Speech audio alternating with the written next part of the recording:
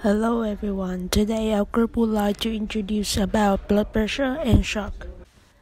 Blood pressure is the amount of the pressure applied by blood as it beats through the arteries. Because the blood moves in waves, so it's divided into two blood pressure measures, which are systolic pressure and diastolic pressure. Systolic pressure is result in the pressure of blood on the construction of the ventricles. Diastolic pressure is the pressure of the blood when the ventricles are at rest.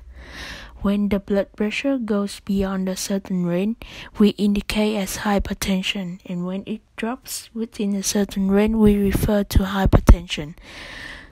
The normal blood pressure range for adults is less than 120 over less than 80. Secondly, I will talk about the function of blood pressure. The blood pressure in the arteries must be normalized to guarantee an adequate supply of blood and oxygen to the organs. If the blood pressure beats through artery is too low, so the blood is not enough to reach the body tissues. If it is too high, it may harm the blood vessels and organs. The rapid change in blood pressure cause compensatory responses from the nervous system within seconds. Thirdly, I will talk about blood pressure regulation. Cardiac output can be modified by changing stroke volume or heart rate. Therefore, when CO increase, then the arterial pressure will also increase. Blood vessel elasticity, the elastic characteristic of the vessel, contribute to the overall pressure in the vessel. The less elastic the blood vessel are, the higher is the blood pressure. Peripheral resistance rise will lead to the increase of arterial blood pressure. Blood volume. The more volume of blood present means that the vessel and heart had to work hard to pump that blood through the circulatory system. Fourthly, I will talk about why regulate blood pressure.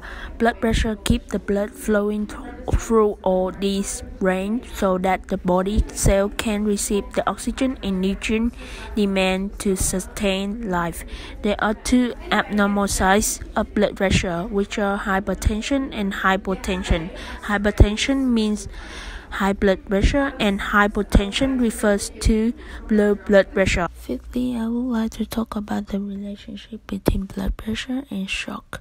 A linear relationship exists between blood pressure and both gestational age or birth weight and postnatal age. However, only preliminary data are available on gestational and postnatal age-dependent organ flow, autoregulatory range, and on the relation between blood pressure and systemic blood flow, cardiac output, and new death and injury.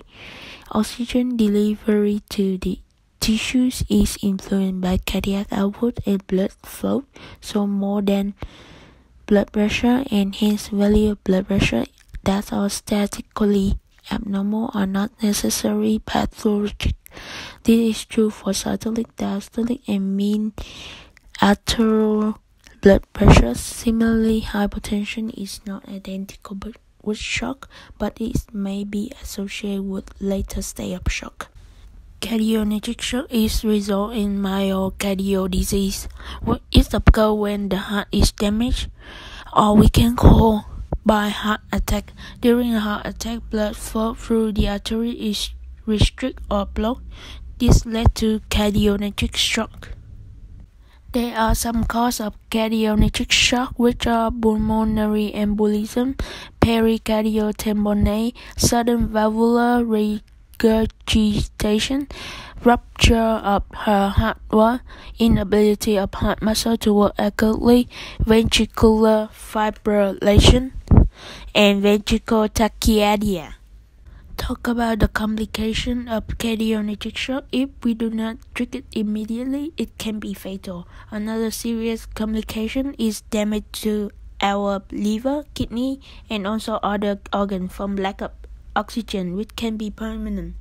To prevent cardiogenic shock, we should stop smoking and avoid secondhand smoke, maintain a healthy weight, eat less cholesterol and saturated fat, limit added sugar and alcohol, and exercise regularly. So this is bring us to the end of the lesson. Thank you for listening.